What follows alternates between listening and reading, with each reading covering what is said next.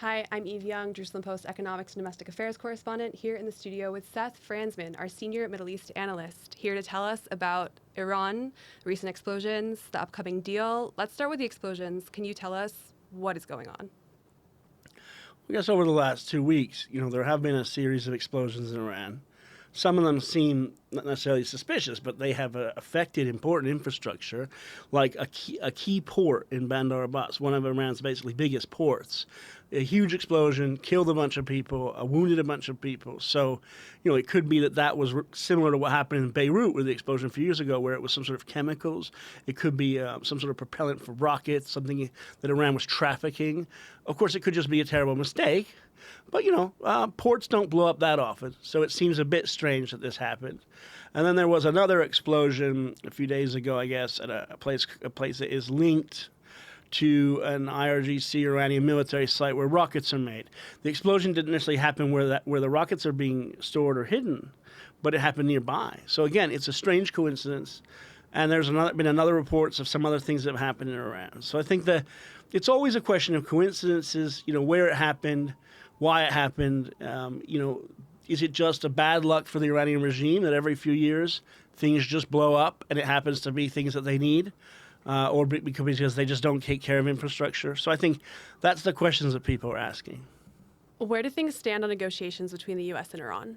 Well, the negotiations between the U.S. and Iran are kind of like a roller coaster ride, where every week or a few days it's like, oh, it's going really, really, really, really well, it's really bad. So what we saw today is Iran's foreign minister coming out and making a big, huge rant, bashing Israel and claiming that there's some sort of conspiracy to derail the negotiations. And it does seem, that Donald Trump, or U.S. President Donald Trump, has walked back what seemed like more of an optimistic policy of let's do a deal. And he's talked about dismantling the weapons program or the enrichment program in Iran. Well, the Iranians that's a red line. They're not going to dismantle this whole nuclear program. They want some capabilities. So it does seem that it's difficult to get to a deal. The Iranians are saying, listen, we kind of want to keep most of what we have and get a whole bunch of money. And, maybe we'll put the weapons program on a cold storage. And if the Americans or America's ally like Israel is saying, listen, no, we want what's called a Libya model where you dismantle it. Well, no country like Iran is probably going to get up in the morning and be like, you know what, we'd really like to be like Libya because it's so successful. So obviously the Iranian regime is going to say no. And then it's back to square one. Let's get into Israel's concerns regarding a deal. Can you talk about what are we worried about here?